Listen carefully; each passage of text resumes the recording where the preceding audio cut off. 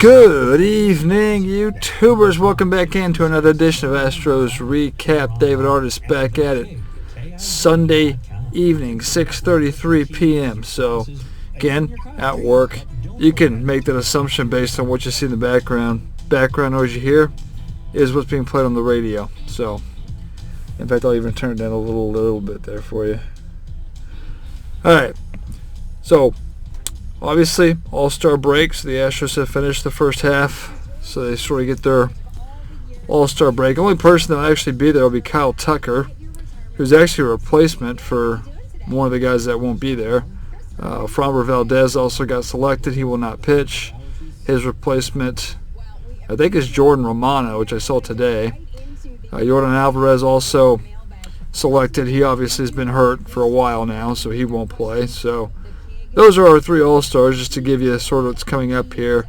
But Tucker might be the only one actually participating. So, again, this whole All-Star break thing, which I do want to save for sort of the end of this podcast here, because, I mean, that's what's coming up next. But we'll go back through the week. Astros not a great week. Not terrible, but also not great. Ended very poorly. But 4-3. Yeah, it was a 4-3 a few weeks ago, maybe about a month ago. I'm going to pull up the schedule here just to give you that real quick. Going to make sure I'm accurate on my information today. But let's see, 1, 2, 3, 4, 5 weeks ago. So yeah, it was a month where they went 4-3. That was a winning week for them. And then they went 2-5. That was awful. It's Toronto and Cleveland, and then they went 2-4 the week after that. Then they went 3-3, and then last week, which was a good week, where they were 4-2. Now this week was weird because you had that Monday game with Texas, and if you remember my last week's podcast, that was a very important game, at least in my opinion, playing the division leader, trailing them, and needing to sort of take 3 or 4. And that was a crazy game. The Astros were up early, 6-0. Kyle Tucker hit a big grand slam, and it looked like we were going to win this easily. In fact, even after that, they're up 10-2. Blew that lead as well. Blew that 8-run lead. I mean, that can't happen. Now, a lot of that was Christian Javier, who now for the third straight start there was as awful as could be. He was awful. All you had to do was go 5 innings and give up, 5 or 6 runs, and you were going to be good. He couldn't do it. So Javier's a guy that they rightfully did shut him down. He didn't pitch again the rest of the way here. He would have been slated to start, I guess, today or yesterday. I'm trying to think. If he started Monday, it's usually Saturday, I'm thinking. Either yesterday or today, and he didn't. They shut him down. And now he's going to get even more extended time with the All-Star break, which I think he needs to hit the major reset button. So I think the decision to shut him down was the right call to make. He was pitching fine. Was the second best pitcher. But the ERA over his last 3 starts, where he was just awful in each one of those, has now inflated over 4. That's sort of the benchmark. If you're under 4 ERA, I can sort of give you some credit. If you're over 4, that credit all sort of goes away. That's where Javier is now. I mean, I don't know what happened.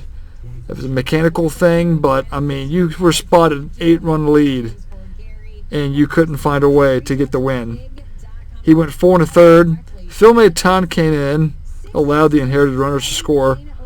There was an error involved. I want to find this game here so I can give you the correct Astros did win the game, so at the end of the day you were happy because they some resiliency there in the ninth. Says you're up 10-2, you enter the ninth inning down 11-10. However, big hits by Abreu and McCormick gave them the 1-run lead, and then Presley shut the door bottom half. It was crazy, mixed emotions from happy to sad to happy. It was just back and forth, that game. Crazy. One of the craziest games, probably the craziest the Astros have played in all year. A lot of firsts, I feel like. But I just had the game, and then I lost it. But yeah, the pitching was bad. Offense, one of the rare times you'll say this year the offense actually bailed them out of a bad start. But I'm going to get you some lines here. Javier, like I said, 4 1/3. 9 hits, 8 earned runs. Now, Maitan came in and gave up a lot of the earned runs, plus 1 of his own. There was an error involved, as I just mentioned, so Maitan gave up 1 unearned run, but he wasn't good in getting 2 outs, a hit, a walk, and yeah, there was an error in there. But, you know, Maitan was a guy I want to have faith in, but I feel like this week was not a good one for him. You know? It's really tough with the bullpen to pinpoint who you can trust right now, because even Brian Abreu is a guy that, you know, has not been as solid. The consistency has been an issue. I mean, Maitan started the year so good. Now, he's been overworked, as has everybody in the bullpen, so that could play a part, but Maitan's fallen off a little bit since his masterful first 2 months or whatever it was. Abreu hasn't been very consistent as the 8th inning guy. Now, Presley has one sort of rough part where he blew like 3 saves there. But since then, he's been, you know, good. So, Presley as a closer, I have no issue with at this point in time. Now, I know I vouched for Abreu for a while there to be the closer. And, you know, after I said that and said that and said that, he since then has not pitched very well.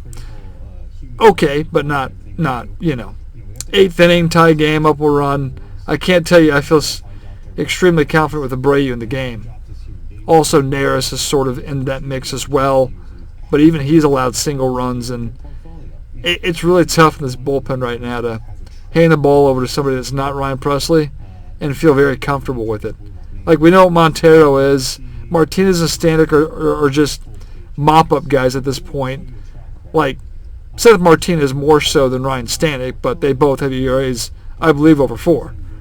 So you look at Maitan and you look at, you know, Montero's just no longer trustworthy. We'll talk about him a little bit more here in a little bit, but you're looking at Abreu, Neris, and sort of Maitan to mix in there, and that's what you have to go with at this point, because that's the best you got.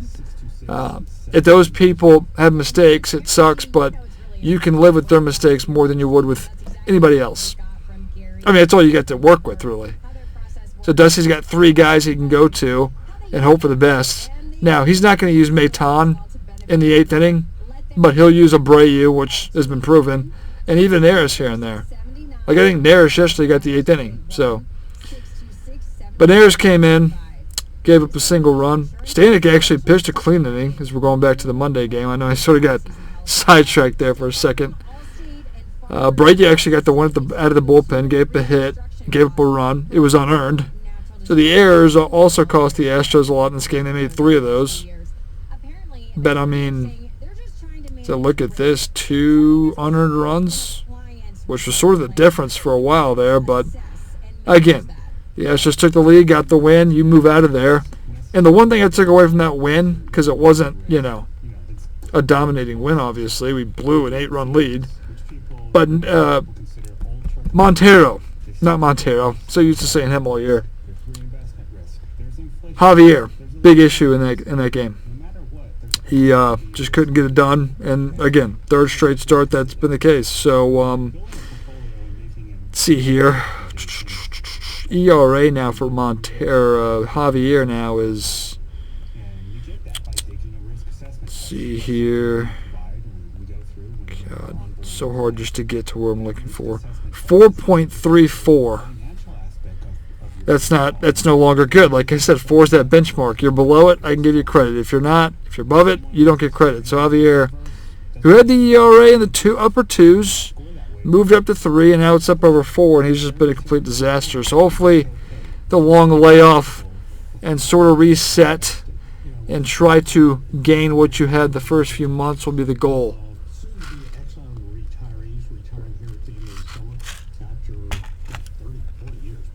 Offense came through, though. Abreu had a good game there.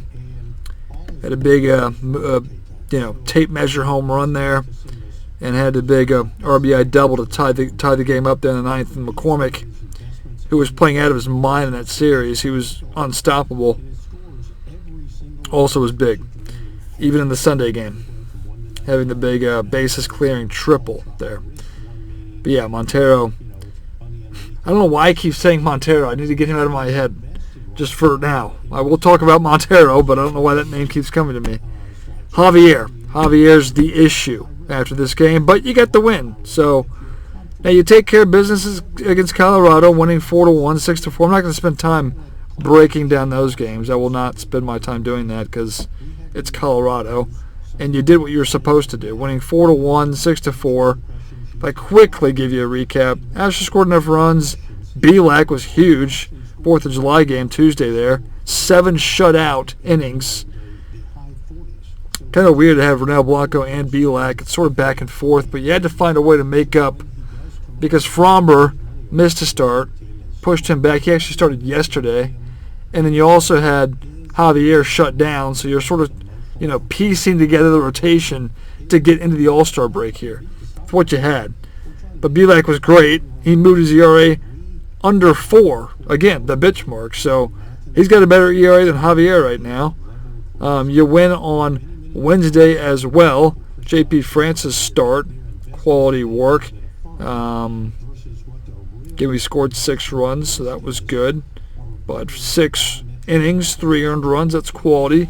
And for France, that's okay. I could expect better, I guess. But got the win, and the offense pulled their weight. So 4-3 for him, 3.26 ERA.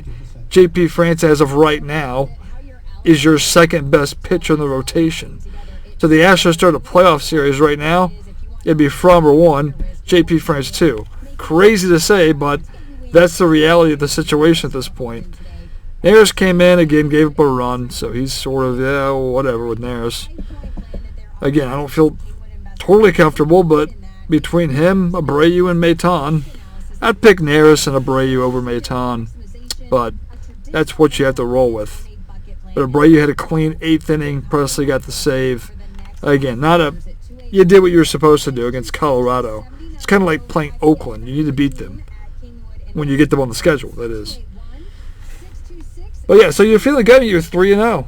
Monday, Tuesday, Wednesday, 3-0. I mean, you go play. You stay at home here. You don't get the day off, but you stay at home and you get to Seattle for 4. And if you split the series, you go into the All-Star break feeling pretty good about yourself. You've already shrunk the lead the Rangers had. You left that series down 3. Now they lose 3 or 4 over the weekend, and now they're down 2 games. So they actually gained a game, even though their weekend was pretty bad.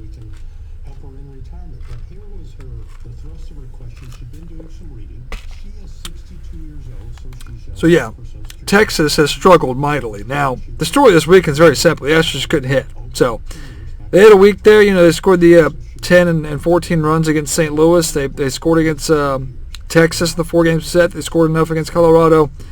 And they go back right into their little hole. And it's the same 3 guys it's been all year. It's the same 3 guys. It's Pena, needs to be better. We're going to get to numbers here in a little bit, and we'll look at them. But Pena needs to be better. Obviously, Bregman's been just a disgrace to baseball. And Abreu has fallen off a little bit. Those have been the 3 guys I've named all year. Now, it was mainly Abreu and Bregman. Those are the 2 guys.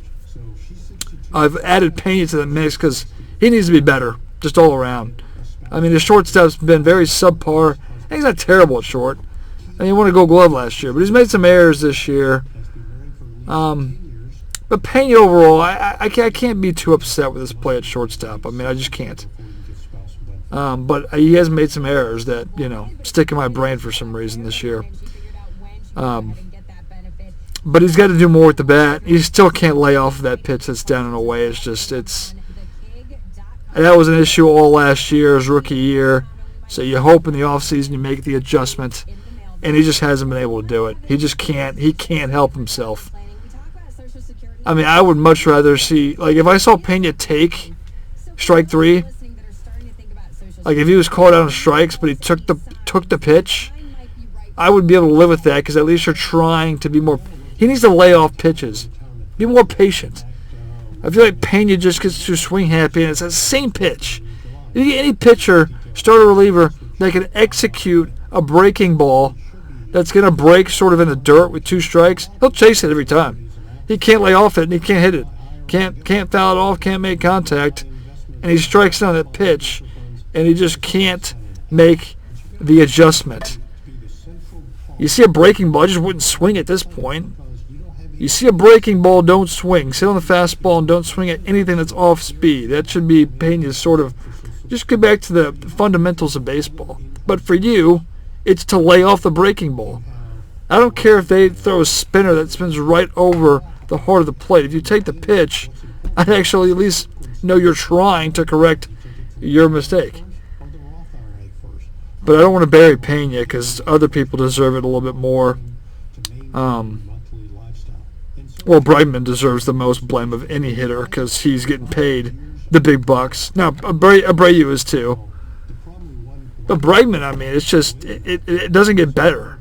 Like today, he took a strike.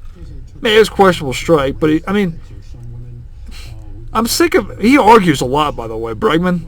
Now, he doesn't, show up the umpire, but he's always questioning the strike zone. Now, he understands the strike zone, but he doesn't understand it enough to actually get on base a whole lot, hit for power. He's hitting 240. That's what Yuli hit last year. Yuli hit 240, and they ran him out of town. I mean, you're doing what Yuli did last year, except you're hitting second in the lineup every day, it feels like. They moved you around. I mean, Dusty's had 20 different variations of the lineup, the way he fills out the lineup card, trying to find something that works now. I haven't been a big issue with Dusty the way he constructs his lineup, with the exception of Abreu hitting 4th, which now, again, becomes a big issue because Abreu, again, has forgot how to hit. So, but again, we'll hold off. But this year, he scored 1 run Thursday, 5-1 lose. Friday, you get up a 9-run. Let's see here. I want to be fair here and go in order here. But we're going to kill somebody else here in just a minute. George Kirby, they just can't hit him. He shut him down earlier this year. Playoff game last year, shut him down. But yeah, Ronel Blanco wasn't terrible. He gave him quality work, actually. For Ronel Blanco, the best you could hope for is 6 innings, 3 runs. And that's exactly what he did. So, struck out 9 guys, walked 2. Martinez and Montero both gave up earned runs, which gave him the 4th and 5th runs. But again, the offense was the story of that game. Didn't score. Again, the story on Friday. But Friday's game, Hunter Brown was awful. And so was Maton in this game. They gave up a combined 9 runs in the 4th inning. That's as bad as it gets. So that was Montero's big blemish this week that really made him untrustworthy. Yeah, he got an inning after Brown went 3. It's tight-roping those first 3 innings because they had traffic on the bases. 8 hits, 5 earned runs, 3 walks, 8 strikeouts. ERA now over 4 again, the bitch mark. So Hunter Brown, a guy I haven't really talked about a whole lot this year. But Hunter Brown going into spring training after McKellar's obviously broke his arm after the first day of spring training. Hunter Brown was quickly the guy to start. He was sort of the 6th pitcher. And he showed us a lot last year, and he was my pick to win Rookie of the Year, but so far, halfway through the season, hasn't done it.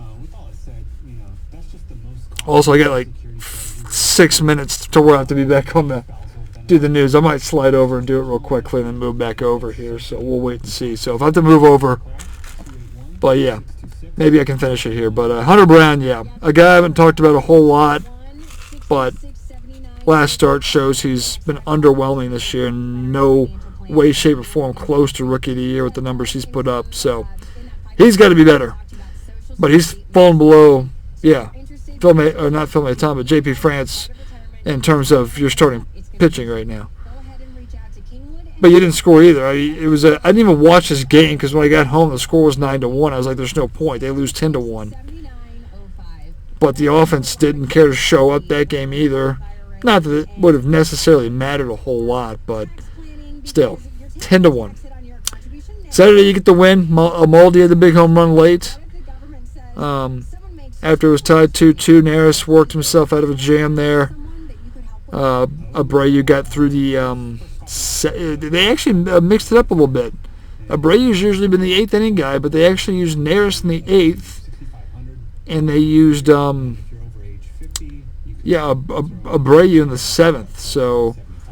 it worked out. Now, Neris didn't make it easy, but give him credit because he did work himself out of the bases loaded, no-out jam there. But a little different way of that bullpen. Let me find this here. It's always a little tougher. But yeah, Valdez went 6, 2 runs, coming back from the injury. I mean, it's unfortunate he can't get wins. He's 7-6 in the year and another no decision, but overall was good. I mean, 6 innings, pitch count got up there. But Abreu walked a guy, also struck out 2 in the 7th. Neris, as we mentioned, walked 2, hit a batter. Struck out 2, got out of it. Presley got the save, but scored just enough, holding them to 2 runs. And then today, I mean, it was just another non-existent offensive output for the Astros. They scored 1 run. A Moldy home run. Moldy actually had home runs in back-to-back games. Shocking. Shocking. But you give up 3 runs, you should win that game. Like, Belak got the start. And again, the best you could hope from people like Belak and Blanco is to go 6 giving up 3. That's the best you can hope. And that's exactly what Belak did. Well, he went 5, actually. In fact, he left a few extras on base. But Montero, today, actually cleaned up Belak's mess because he left the game in the 6th inning with first and second, nobody out. But Montero got a double play and got out of that inning. Struck out a guy. Might have been the inning after, but 2 scoreless innings from Montero. So I don't know if that means anything. The ERA is now under 7, 6.57, but Montero, again, still not, I mean, if we get some, I hesitate to say this because, you know, I'll give Montero a little bit of credit and he'll go out there and he'll show us what he's been doing all year, basically. But if we get some version of Montero in the second half of what he was last year, that'd be a huge help in the bullpen.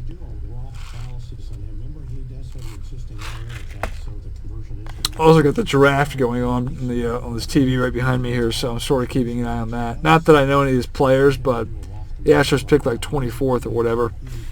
Interesting to see where they go. But yeah, Maton also came in. Abreu got an inning. Strikeout. I mean, the bullpen kept it right there, but the offense, once again, that's the issue. Dubon's cooled off a little bit now. I think I might have brought this up last year. Pena was out with a stiff neck for a while there. Dubon was playing shortstop in the absence and playing better than what Pena was and has been all year. So losing Pena for the 4 or 5 games didn't matter because Dubon's a better player than Jamie Pena. But 279, Bregman 240. That's just not good enough. It's nowhere, no how, anywhere good enough.